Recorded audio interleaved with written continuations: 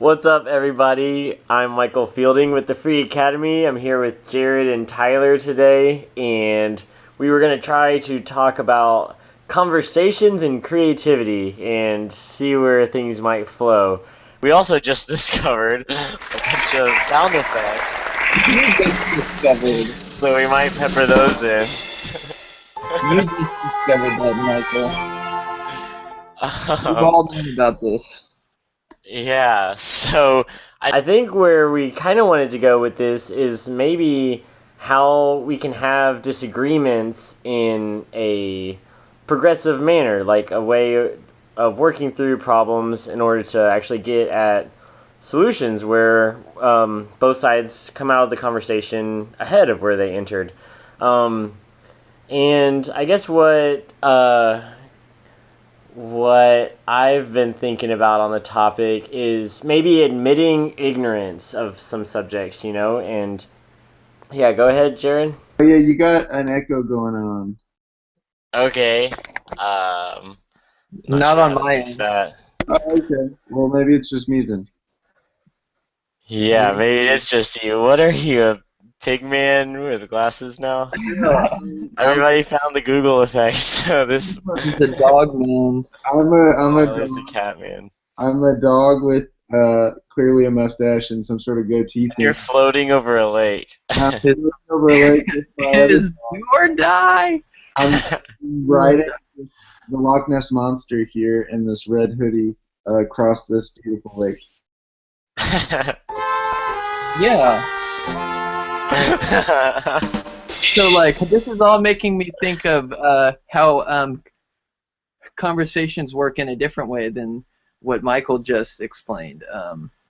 It seemed like we were you were throwing things out there, trying to set up some sort of like atmosphere in which I don't know, like the conversation moved towards some sort of end that we had in mind, but then we started fucking around with all of this stuff, not really saying much as far as like the usual understanding of a conversation is concerned.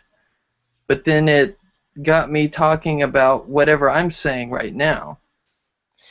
So at what point do the disagreements start coming in? Maybe when hyper organized. Yeah, maybe that is a great point, and maybe it's has something to do with formality versus informality. And yeah, maybe we could take that into creativity too, and maybe how formal kind of rigorous structures or even just expectations of how something might go can trap us like prematurely in a certain direction, and then we can't explore the whole field of possibilities, and therefore we can't be creative, and therefore we can't have fun conversations. Yeah, right. And I think that so like there were a lot of Taoist inspired artists who would do stuff like maybe get really drunk on rice wine, and then they would dip their long hair into ink, and then they would just sort of like rub their head across a canvas, and then they'd back up, and then they would sort of see what the landscape was, right? Just sort of what kind of appeared there. They would, what's the word? Pareidolia. Right? They would have this moment of pareidolia where they would see certain images in this random sort of whirling of hair, of like inked hair splatters, and then they would fill in these details, right?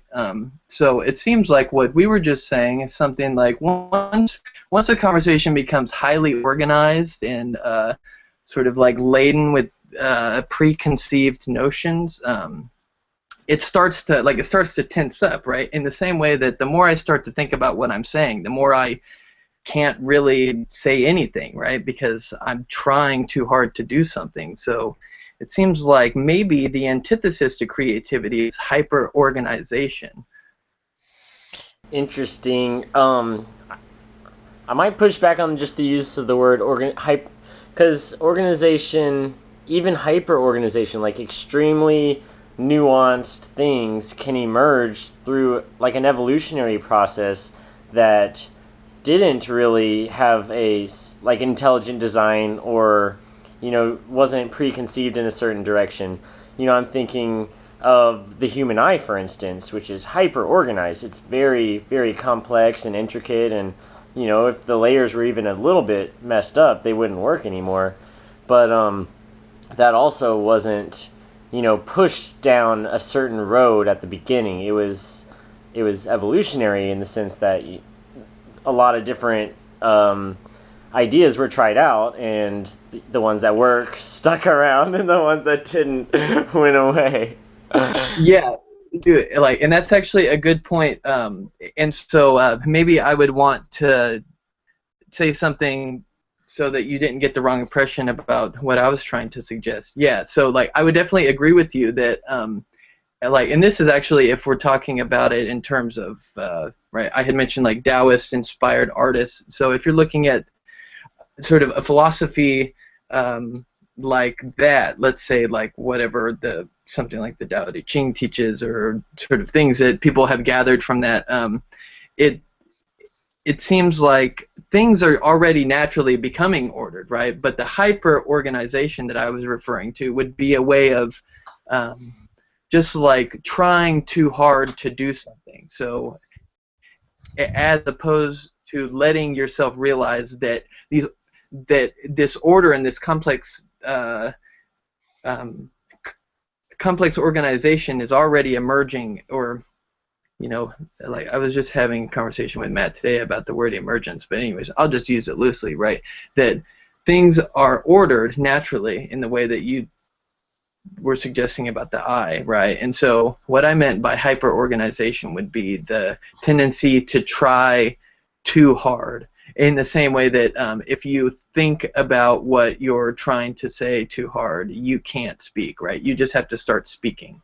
And I think that what is very telling of that is how, maybe if you think back a couple seconds ago, how I was kind of stumbling along, it was because I was thinking too hard about what my point was. But then now, once I just start letting that stuff come more naturally, it seems to make more sense to me, and I have less of a stammer, I have less of a pause, and yeah, so, yeah, totally. So I my have hyper-organization was that trying. that Sorry, that sparks a new thought in my brain, and it has to do with planning. Maybe since we're talking about improvisation and how that can help us be more creative and have better conversations, I think in another sense we have to tie in planning if we're going to have conversations at all. Well, that's not true. You can totally just bump into people. But this sort of conversation we're having right now is planned in a sense. So, I guess But not how the do you particular things that we're saying. definitely, definitely. So I guess how do you pursue longer term objectives while still going with the flow? Do you understand the question? Like if we're trying to be living in the moment, and there's reasons we found that that's either more fun or more enjoyable or provides more creativity, then how do we do things way in the future that require lots of work? it's You almost probably keep them more contradictory. general. You just have to have those sort of long-term objectives. Just keep them very general points of reference, right? Because I think that the hyper-organization comes from you're trying to write down to the T every step that you're going to take to that objective. So you could imagine the steps get more plentiful the further out you project some sort of objection or objective. So if you're saying like I want to be retired by 50, you could, well, maybe that's a bad example. I was thinking of an example of really complex things though. You just have to, like, say the James Webb Space Telescope, which they're going to launch in 2018, and they've already been working on it for like 4 years, and it's one of these things where it has to work, like you're spending so much time and energy, and it has to be planned out. You can't do that the day of the launch or anything.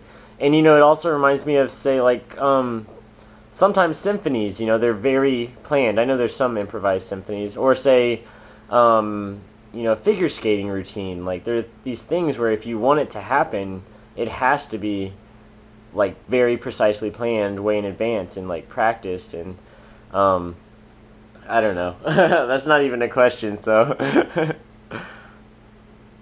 it's an observation. Yeah, maybe those future objectives, right? It makes me want to put into question how how much they are in the future, because you gave the really great example of a telescope, right? Some sort of powerful telescope. Well, um, it has to be sort of sketched out to the T, right? And you have to follow these uh, very sometimes specific and peculiar mathematical equations to sort of get certain things right. If you're, let's say you're working with a big piece of glass that has to refract light in a certain way, or yada yada yada, and all these very little, down to the very small screws. Yeah, you gave that example, and those things take a long time sometimes. Can't just be done the day of. So then it got me thinking. So then, what about that objective? I mean, how far? I mean, like, and we can make sense of it in one way by saying that sort of the finished product is somewhere in the future, but Yeah, I think I see where you're going. Is that like still every day of the making of the telescope, you're still living in the moment on that day. You're just taking the next step. Is that maybe where you were going?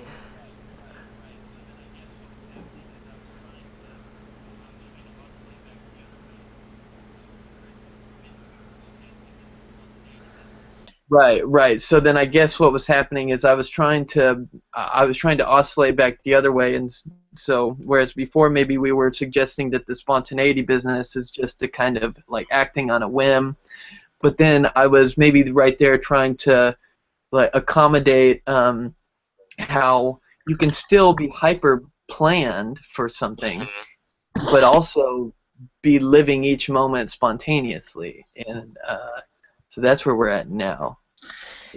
Yeah.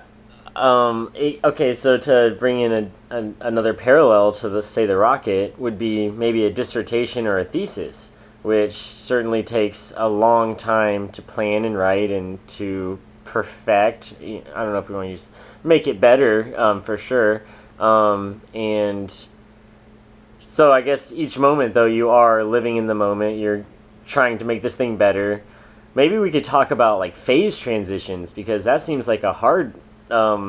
We've got living down in the moment, but how do you go from like one overarching goal to the other? Like that seems like a different uh, idea entirely. Like how do you say give up on something? When do you decide to not pursue this goal? You've Finish.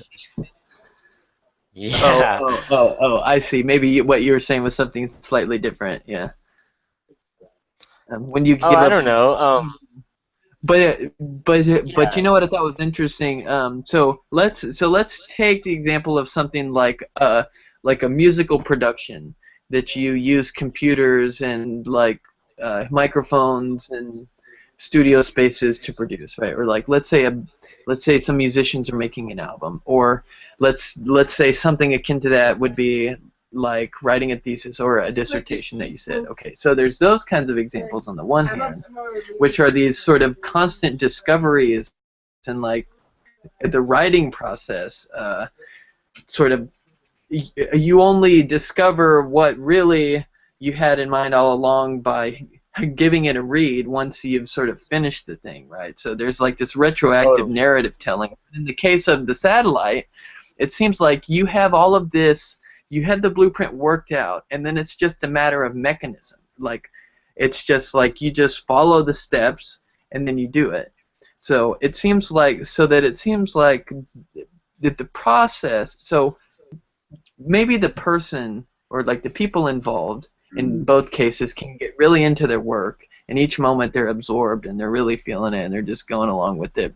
But as far as the sort of object that you sort of end up with, it seems like those two are come into being in two very different ways, right? Like on the one hand, you have sort of like the work of art or the work of writing that sort of like emerges out of a constant discovery, right? Like as it's manifested, it's being discovered at the same time, whereas the satellite ends up being the result of something that was written down and says like, all right, this is what we're going to make, and so there's this kind of one-to-one correspondence between what it was thought to be beforehand and then what it actually ends up being and looking like.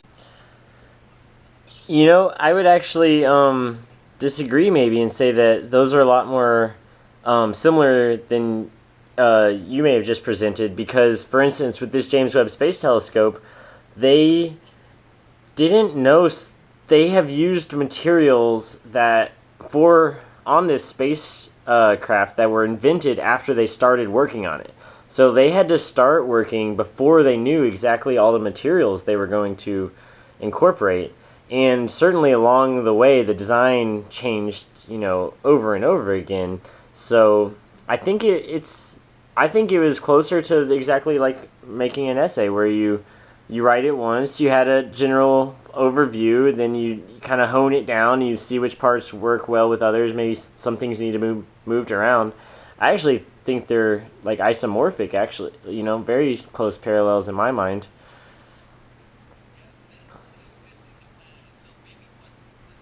Yeah, that's a good thing to point out. And so maybe what the suggestion is there is that that's kind of how all of reality is working at a fundamental level, right? It's sort of playing, well, okay, like maybe, whoa, that's a big step to take. Saying that, like maybe reality. maybe most processes of creation or production, maybe that's just what they are all doing at a fundamental level. Yeah, they're all this kind of spontaneous or simultaneous manifestation and discovery, create or like invented and discovered sort of at the same time. And so then maybe it's just as subjects of knowledge, sort of maybe the difference is our ways of orienting ourselves toward various creative processes. That might become problematic or something, like to problematize it. Okay, yeah, I see what you're saying. I totally dig the idea that all of the complexity and order that is apparent in the universe has come about through a process of evolution, essentially, like trial and error, and very, very few processes have been thought of ahead of time. Like even the airplane and stuff, that was trial and error. They were testing different models first. They didn't really know. They didn't write down ahead of time exactly how to build the plane and then go outside and build it. They were testing it. And same with birds' wings. Obviously they were designed over the course of millions of years through this process of natural selection. And I think, like you said, it's the way we orient ourselves to these ideas, or the way we perceive them, that often we give credit, we give this almost godlike credit to certain individuals, like Steve Jobs for the iPhone, or Elon Musk for whatever he's done, that as if they were the man. Yeah, and same with Edison, going back, I feel like every great inventor and discovery throughout history, we've given way too much credit to the individual who, did that phase transition like I talked about earlier. Like they were just the one that happened to be there on the day when we went from not flying to flying, but, it was this long process of evolution, and, the individual wasn't that particularly necessary even. It would have happened...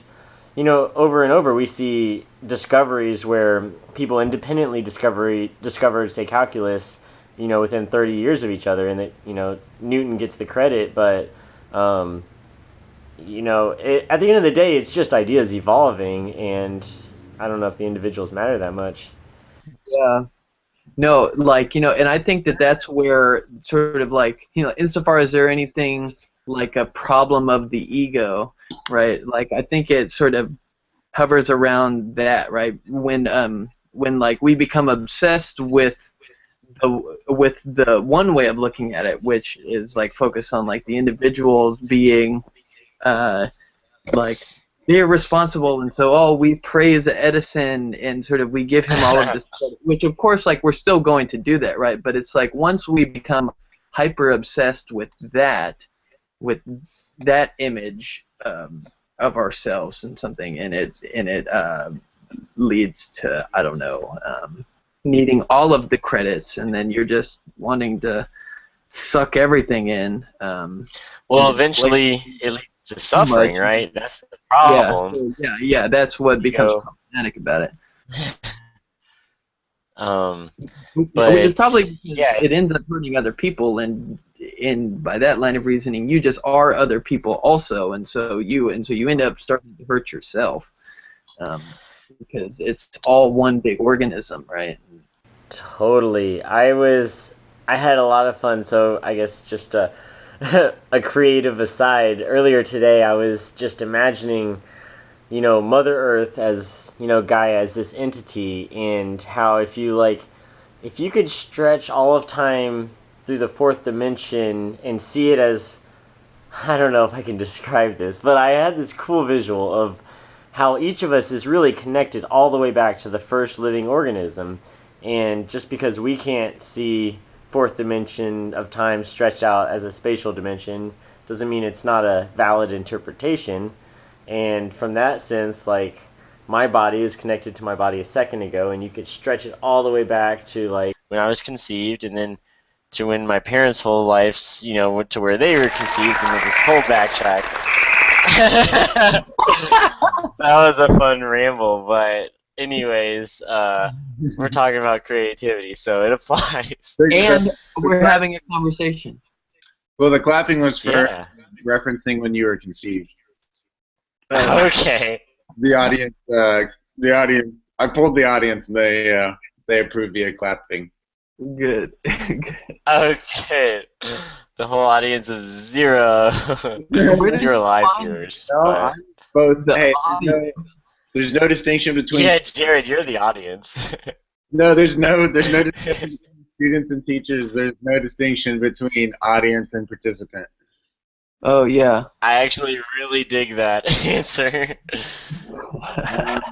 Actually, I want to take it on a tangent that something that Tyler said. You mentioned ego and like getting ego wrapped up in. I can't remember exactly in what way you brought up ego, but it's something I was thinking about a lot. Is like if you become obsessed with it, it can be problematic. Yeah, if you have ego or a lot, well, we all have. The thing is, I feel like this is such an interesting thing, getting ego wrapped up in ideas, because it's one of these traits that I think you can work on your whole life, and no one's ever existed where if zero is no ego attached to any idea, you can never get to zero. No one's ever been there.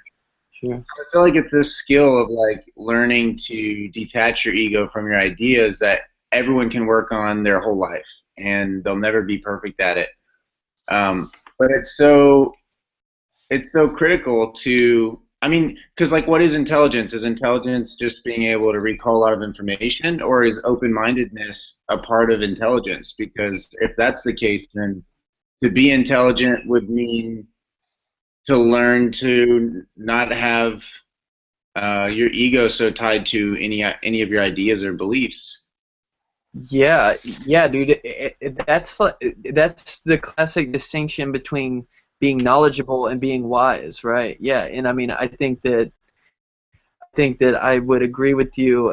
Like I think you were saying, like you were asking, to be intelligent, does it just mean that you can recall a bunch of information, or does it mean that you have an open mind? And I think that, I would say that's what intelligence is. Maybe in ancient times they would say that's what it is to be wise, or that's what they understood by what it meant to be wise. And I think that that's one of our most valued virtues to have. Who knows why it is, but I think it's probably important to at least creativity, since that's what we're talking about here.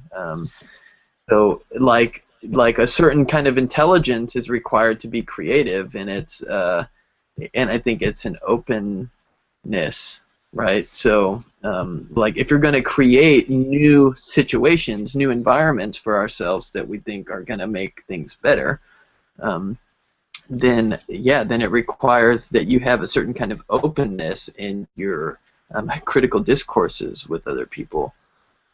Totally. That's sparking some ideas in me about how our perceptions of ourselves and the continuity of self versus the idea of the discontinuity of self.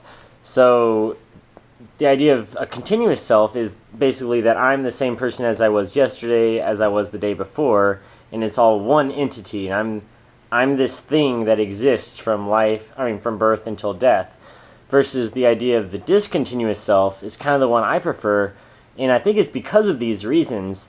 And it's the view that I'm a new person every instant of every day, and I'm constantly being born anew, and that frees me to both explore tons of possibilities that I might not be able to explore if I thought of myself as this person with properties rather than an emergent phenomenon that's like being created. It's not a thing that exists, it's constantly being created. And it frees myself, I think, from feeling guilt or like bad about, former actions. I can see it as a mistake a previous version of myself made, and I can learn from them. But I'm not that person anymore. I've grown since then, and it frees me to I think, interact with people on a more improvised level and be more real, so to speak, which is kind of funny, like, to think of being real as being created anew every instant, but I don't know, it kind of goes hand in hand in my brain. Yeah, Yeah. I think there's this weird, you hear it a lot with, uh, well, I guess you just hear it a lot in general about people. There's this weird thing that if you change as a person, it's this bad thing, No, like you've changed. he's changed. And it's like, well, what hasn't changed? What in this life doesn't change? What is positive about the trying to fight the inevitable change that will occur for all of us and all mankind and all creation? And it's it's just this weird. It just seems like such a big waste of energy to just constantly try and fight change. But Yeah. people do it with individuals a lot, and it seems to be generally negative when it's brought up. Well, sometimes it's positive. Sometimes people could have it in You what, lost weight. yeah, like, or some people could have like what's considered a checkered past, which is subjective. So who knows what I even mean by that? But then they change, and it's like they make positive changes for themselves. But I hear it more often referenced in a negative light. So I think that's a weird thing. Yeah. So I have a question. I wonder, do we think that there are any permanent things? Is there any sort of maybe a form to reality that stays the same? Is there anything that doesn't change? That's super interesting question, and where my mind went instantly was to maybe the fundamental particles, which are these entities hypothesized by scientists that say, like, the electron or certain quarks that are theorized to not break down any further. So these are kind of the building blocks of everything we see around us. So there are 3 quarks in every proton and every neutron, and then those form the nucleus of an atom, and there's an electron that orbits, or multiple electrons, and the electron is hypothesized not to be reducible to any other form, so in essence it can't break down. So in a way, the idea is that they're permanent, and so all electrons that will ever exist do exist, and I'm not sure, actually. There is different types of radiation that are particles breaking down into each other, but I don't think the electron does. But anyways, so there is this idea that, maybe there are things that are permanent. They change in their arrangements, but not these fundamental blocks, is the idea. Yeah, see, that's like interesting to hear you talk about it like that, because my natural inclination is to not like as I would just like that seems to me to be coming at it from a different way that I would normally want to, because I had mentioned something like form, and you automatically went to theoretical entities that are presumed to be permanent and stuff like that. But that just seems to, but those theoretical entities seem to play the same role in scientific theories that something like Newton's laws of physics played, and so if it's possible for them to ever be sort of changed in any way, right? If those notions ever change slightly, then it just goes to show that maybe that substance that we had in mind wasn't unchanging like we thought that it was. And so I had mentioned something like form, so I wonder how that's any different than what you were just saying, because it seems to me like certain forms of thought, maybe the only thing that wouldn't change would be that there has to be a void for there to be something, right? Like, that would probably be how I would want to answer that question. That's so, like, okay. how it's slightly that, different than you just pointing to a bunch of things and saying these things are the impermanent things. But I'd want to say it's more something totally. like yeah. So that made me think maybe another permanent thing is maybe the phrase "I exist," even, because, or like the recognition of an I, because, you know, for anything to exist. See, this is getting into the subjective, objective, you know, whether anything exists outside of, you know, perception kind of idea.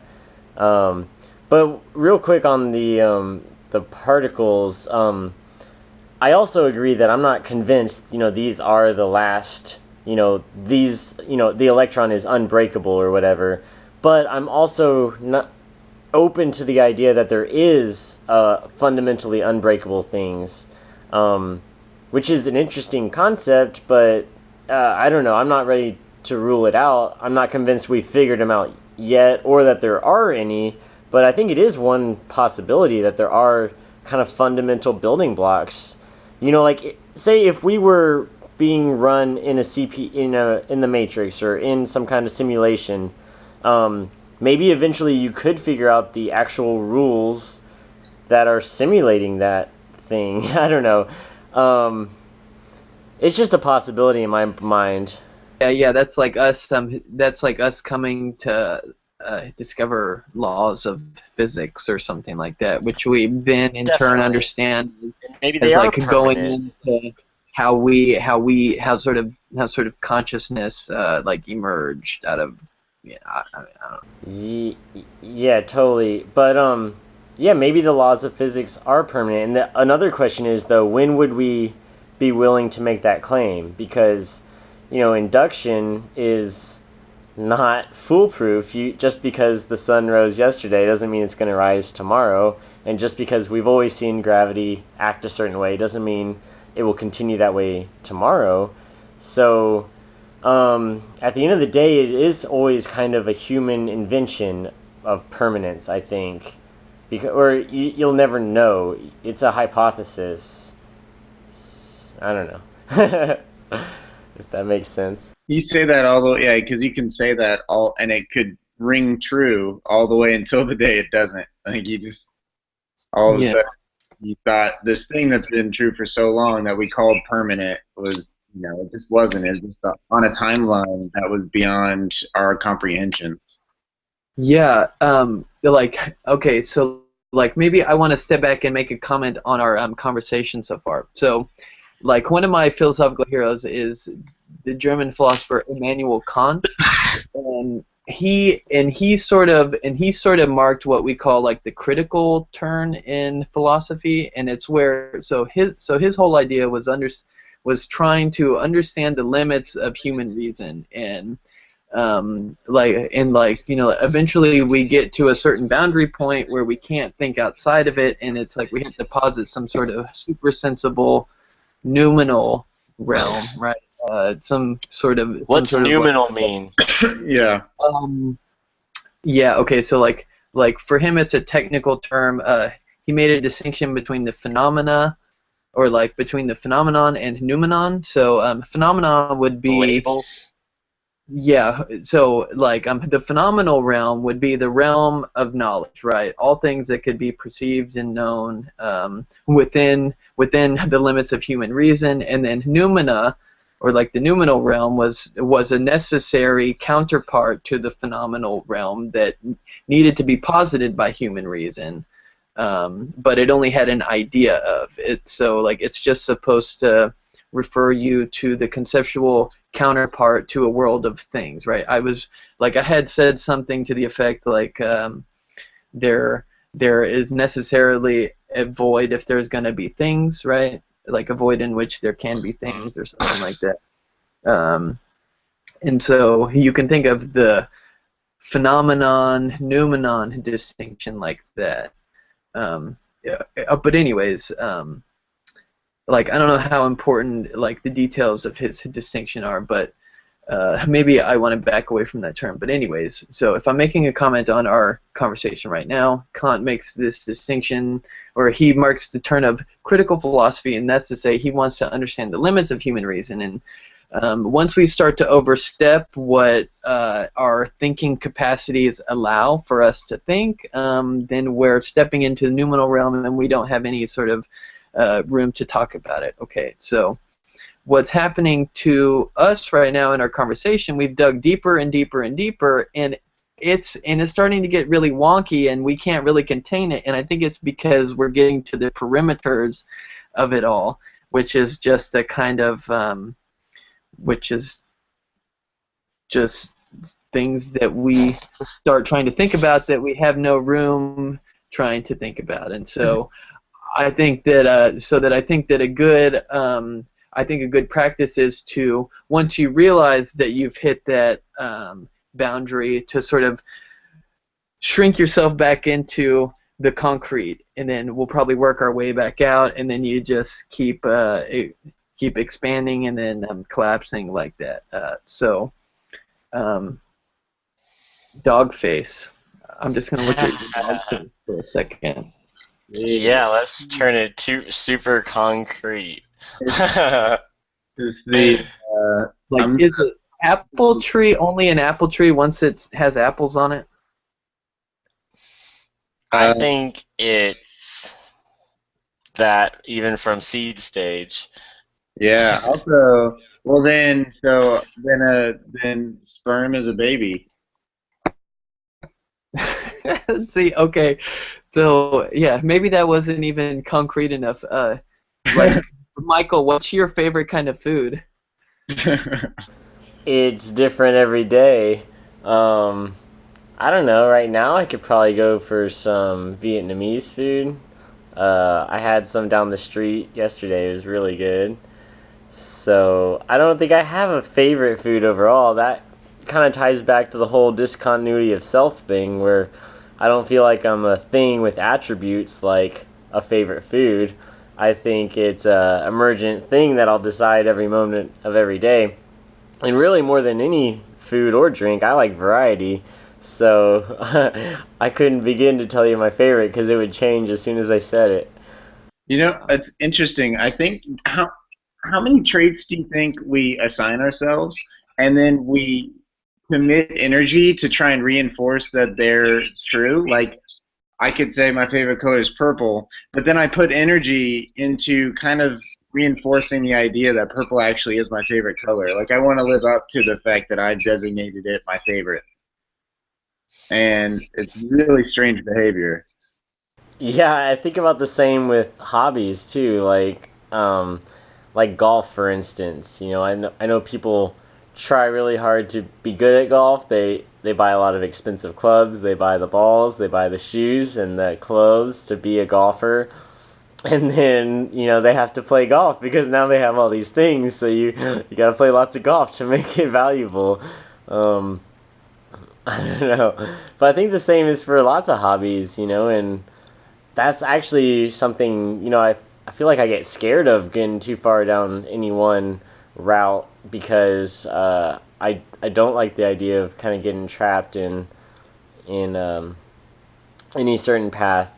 I love keeping my options open, and that lets me improvise, which, yeah, it can be scary sometimes, but I think, um, I don't know, after the fact, I'm always super glad I did it. In the moment, sometimes I'm like, yeah, nervous or not always feeling good, but I don't know. It's been a fun life, so figure I'll keep doing it this way. I think the stresses that come from improvising to me are less severe than the restriction that comes with not doing things impromptu. Like the being constricted, even if it's only mentally, it's imposed by myself. Feeling constricted to a specific like idea, course of path, or plan comes with far more emotional stress than the little stresses that I put myself in by improvising. Hmm. Yeah, for So, sure. so What do you? yeah, Yeah, go ahead. I think, Well, I generally, this is a generalization because sometimes, like, I do plan things a little bit, or there's always this balance of like a vague idea that gets discussed, and then I never really know what the end result's going to be till it's now and I'm doing it. But there's a little bit of planning when I say impromptu for them. Generally, so it's always like these words are on a scale, so I don't. They're like on the extremes, and everything's always some sort of operation in the middle. But so anyway, I was just generalizing there. I guess is what I was trying to say. that's what. Well, yeah, that's what we were talking about earlier, saying like like improvisation comes in part through having rules of thumb, right? Like explicit to your reflection, at least at some point. Like if you look at a jazz guitarist, right? They have to. There's a certain level, or like up front, there's a certain learning curve, right? You have to sort of learn your scales in some way, or maybe figure them out by yourself through trial and error and through your ear. But whatever the case may be, it seems like there's a certain learning curve up front, and then at some point you just kind of channel the natural flow of things through your having realized that capacity. And so this had me thinking about what freedom is, and I think that that's probably one of my favorite accounts of freedom, because I think it gets closer to the real phenomenon of being free. Is that our freedom consists in realizing what has just kind of been accidentally bestowed upon you, right? And so it's not so much, right. If you look at a great athlete, sometimes people can become great athletes through like a lot of practice and hard work, but in most cases, like, even their practice and hard work is facilitated by these happy accidents that have been bestowed upon them, whether we understand it in terms of genetics and biology or culture or what have you. So it seems like, when they're a really good athlete, right, it's at a very fundamental level something that they're not responsible for, right? And so it seems like if we're gonna make sense of freedom in some way that's true to that insight, then it has to consist in understanding freedom as just realizing and being self-aware of your happy accidents, and just saying, all right, well, fuck it, I guess this is who I am, and then you just live that out in a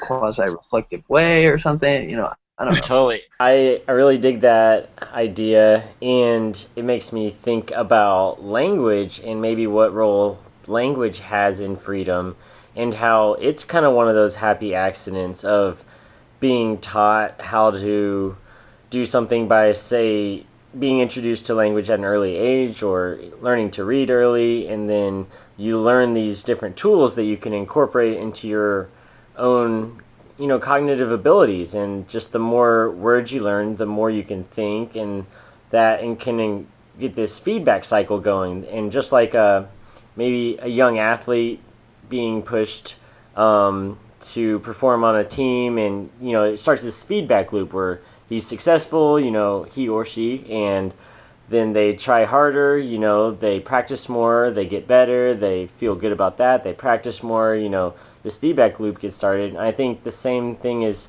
true of language, and I do think, the ability to formulate ideas with these labels, I think that's the nominal realm, like Kant was saying. Is that what you... Am I using that right? Yeah, I mean, like maybe that's why I kind of wanted to shy away from it, Okay. because, A but little too maybe I don't know, precise. like I kind of what you just said there right at the end kind of escaped me, but from what I remember, it didn't. Maybe that's Okay. not exactly Well, right, but anyways, Yeah, I think, the freedom to think is crucial for the freedom to behave in different patterns, and having more, not just words themselves, but, relationships between words, more ideas, allows us more freedom. So, yeah, it's interesting how that plays a role, too, just like, um, in that early feedback loop process, it's really interesting to me how just once you get started, it can have this snowballing effect. And now that like I know how to learn, I can help myself learn more and more faster, and it's a fun process once you figure it out, I guess. so I think that that's interesting that you brought that up in reference to what I was saying about freedom, because actually, uh, there's a philosopher that I read sometimes, or that like in the last couple of years I got into reading. His name's Robert Brandom, and he had wrote this paper called "Freedom and Constraint by Norms," and he makes this distinction between positive and negative forms of freedom. mhm. Um, and and like I will get to the language thing because he ends up bringing language up as one example, but I'll just maybe explicate the distinction there between positive and negative forms of freedom. So a negative freedom is freedom from something. So Mhm. sorry. Hey, are you guys hearing Tyler? Or Mike, can you hear Tyler? I can't. Yeah, I can hear him. Oh man, I just missed your whole point. Well, he's Okay. just What? getting to it on the difference between positive and negative freedoms. Okay, I was thought I missed the definition of negative freedom. I was Okay. Yeah. quite Good. disappointed. No. So negative freedom is a freedom from some constraint. So let's say that you want to be free, like you're a teenager, and your parents say you need to be back at 12:30, Mister. And I'm like, oh, why do you always gotta be telling me what to do, right? You want to be free from that constraint, right? You want to be free from that constraint, or maybe you have to pay taxes, and we want to be free from having to pay taxes to the state, right? We want to be free Mhm. from something. So there's a sense of negative freedom, and um, maybe I'll get back to certain critiques that people have of negative freedom, and certain maybe political theories that people think go overboard, or like metaphysical theories that go overboard with the negative freedom. But anyways, positive freedom is a freedom to do something. So this comes through being constrained by norms.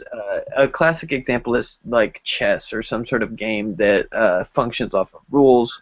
You're not free to move a chess piece or a pawn 2 squares ahead on your first go unless you've submitted to the rules of chess. So there, we have negative freedom on the one hand, which is freedom from some constraint, and positive freedom on the other hand, which is a sort of a freedom that comes through being constrained in a certain way.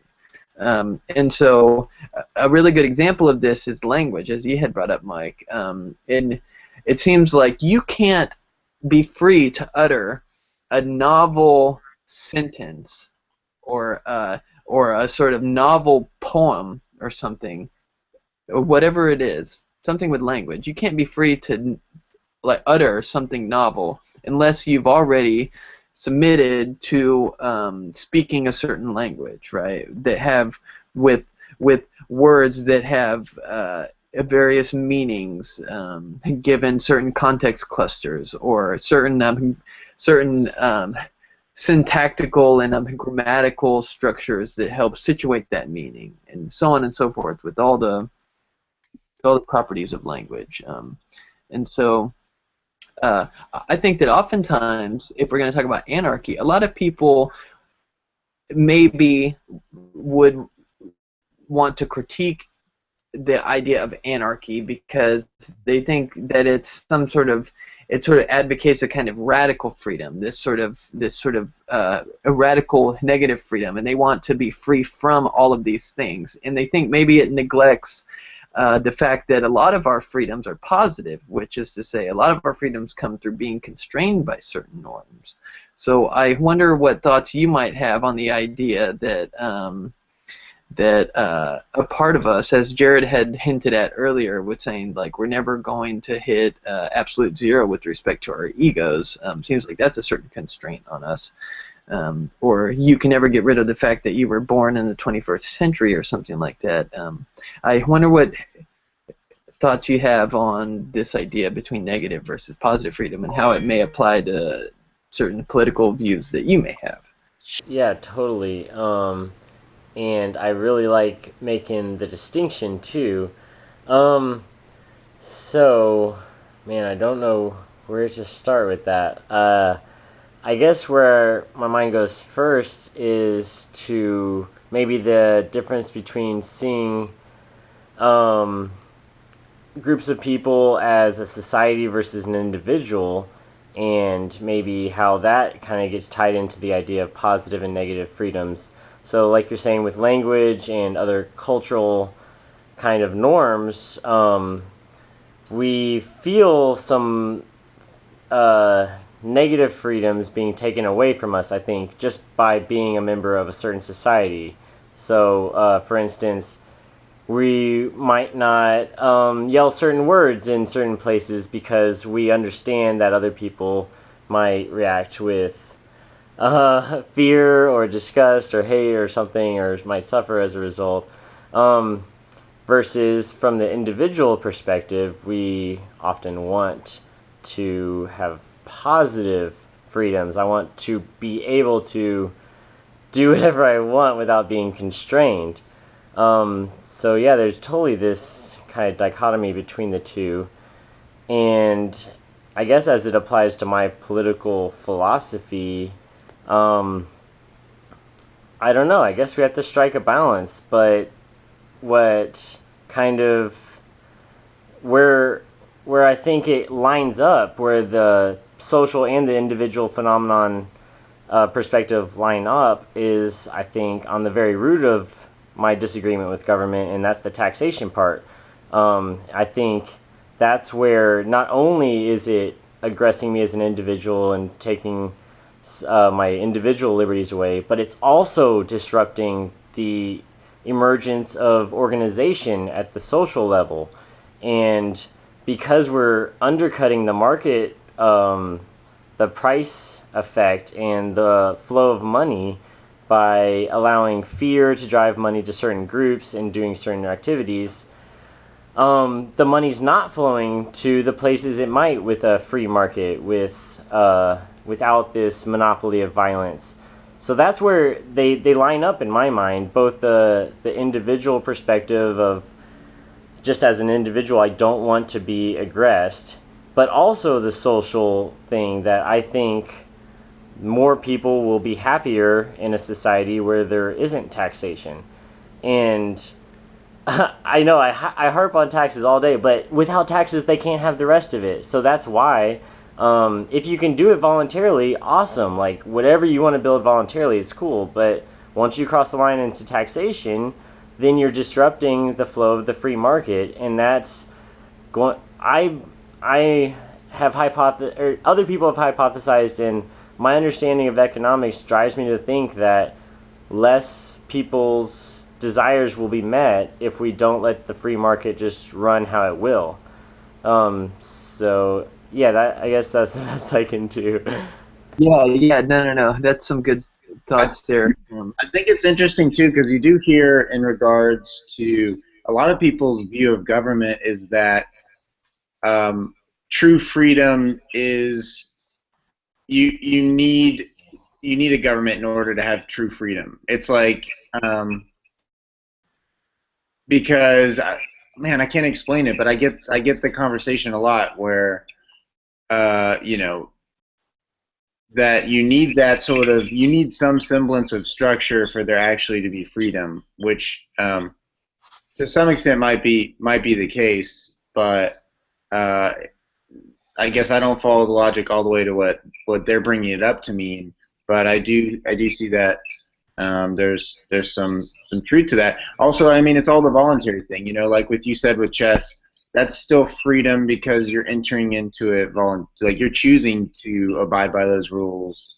But some people would say, if you translate that to government, that if you stay in a country, you're choosing to abide by the rules. So I guess that's one of my favorite words to think about right now is voluntary. Like, if you really, if you want to expand the definition of voluntary, ultimately everything's voluntary. So it's like, where do you draw that distinction and how you utilize that word? Yeah, yeah. And I think that this goes back to what Mike was saying about balance, and it almost seems cliche because we're always like, well, everything in moderation, right, sweetie? It seems like, yeah, I mean, it's probably going to boil down to some sort of balancing act between, right, because maybe we're all willing to admit that part of our freedom comes through being constrained by norms, but maybe sort of like the caveat there is, or sort of the catch there is that it comes through sort of voluntary or like informed consent or something like that. Whereas maybe something like taxation like oversteps that because it sort of has these implications of force in it, and maybe people didn't voluntarily sign up for it, and maybe certain people that don't wish to live under that system kind of have to, or who knows. So maybe we're willing to admit that part of our freedom comes through being constrained, and so at that point, it just becomes a matter of, like getting certain of those things out of here because they're just bullshit. Like, hey, look, we're willing to admit that we're always going to be constrained, but Jesus Christ, like certain ways that you're constraining me just don't fit our philosophy of how we think things should be, or something like that. Like whatever your moral or political philosophy is. Yeah, Totally. Oh, yeah. And then, Mike, you had said something about you think that less people's desires will be fulfilled if we don't get out of the way of the free market with the taxation stuff. And I wanted to ask you, how important is it that more people are fulfilling their desires? And what do you understand by a desire? And can just having all of our desires met, could that ever be considered a bad thing? Man, okay. That it's got a great questions. I'm not sure if we can even talk about my desires in terms of your desires, or if using the same word is making sense even. So on one level, I totally think that we might be talking about a million different things when we're talking about a million different people's desires. But it brings up this whole question, I guess, of how do you judge how well a society is functioning? Or we could translate it to other things, like how well is any population doing? How do I know if, some pack of hyenas is doing okay, or like an ant colony? Like, can I look at it and figure out, and how do I compare one to another? Like, can I see one is healthy and one is sick?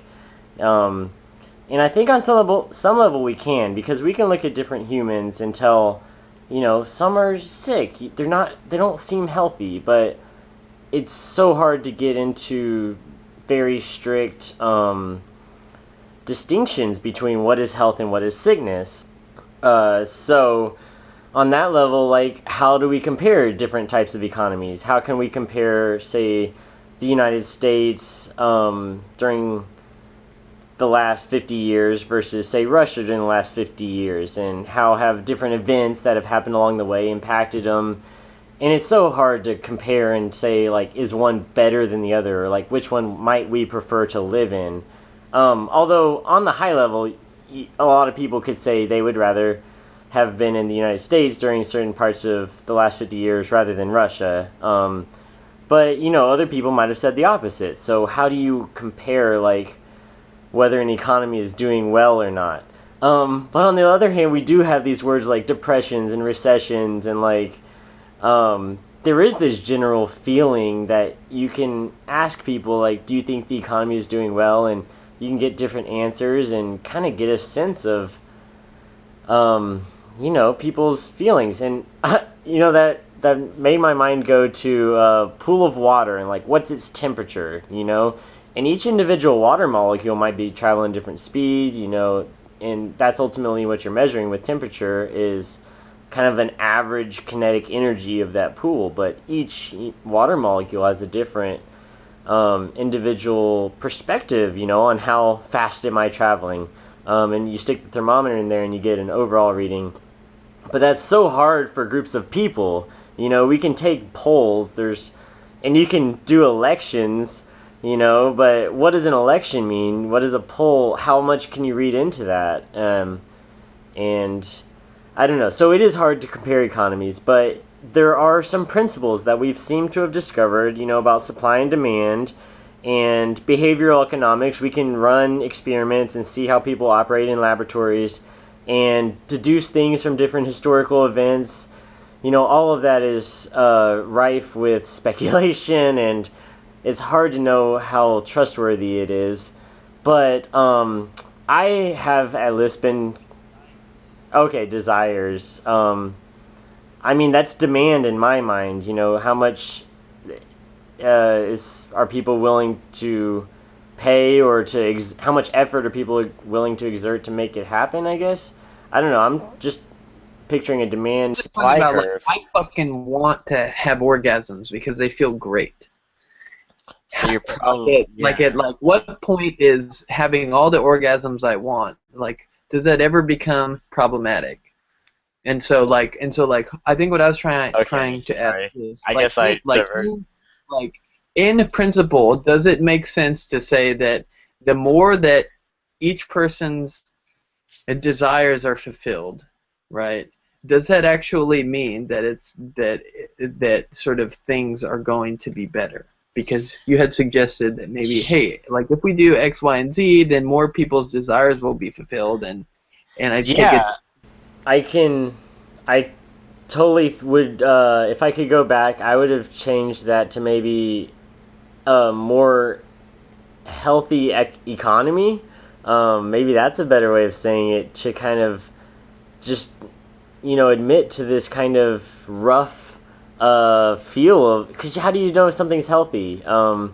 So yeah, I don't think fulfilling every person's desires is maybe the best thing. And then we have to talk about short-term versus long-term desires, and how each of us are really multiple different people living at different times, kind of back to the discontinuity of self idea. And what I want right now might be different than what I want 10 minutes from now.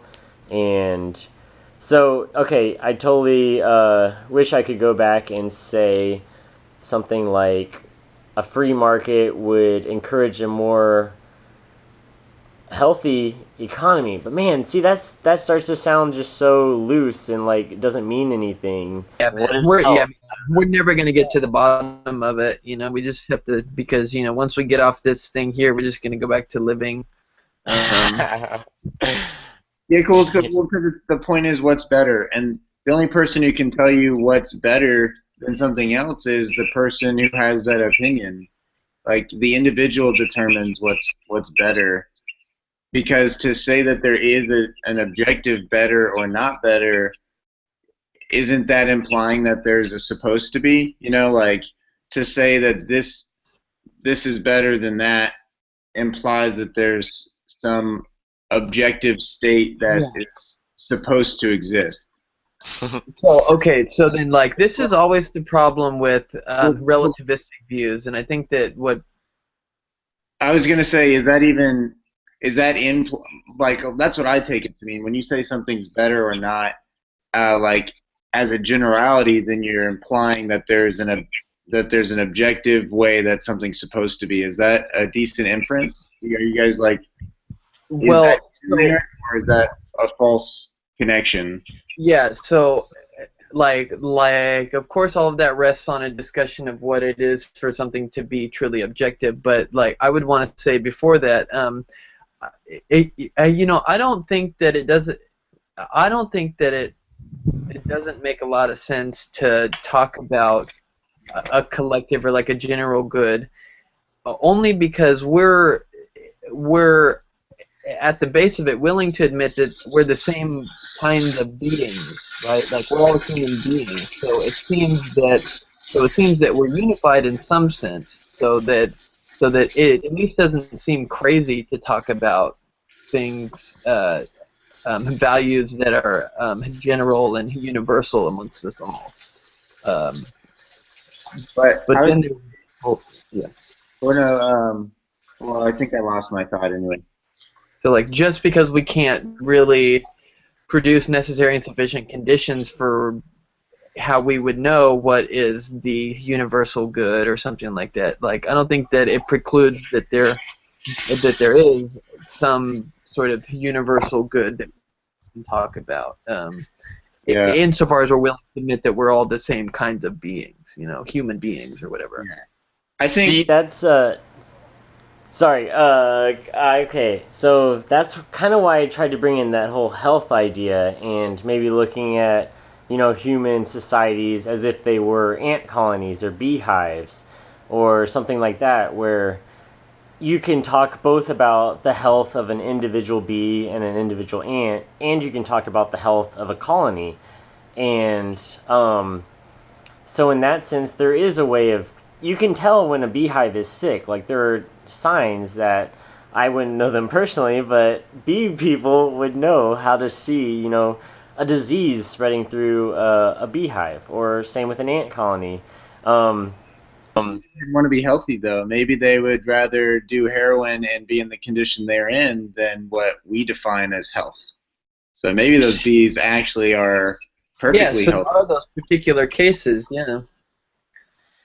Yeah, that's a great point. And man, I don't know how you could even start to talk about, addicts and both, within humans and or diseases within other organisms, and whether people might actually prefer to be diseased from one's perspective, but from the other perspective it'd be a feature. I don't know, man. See, I have no way past that shit, so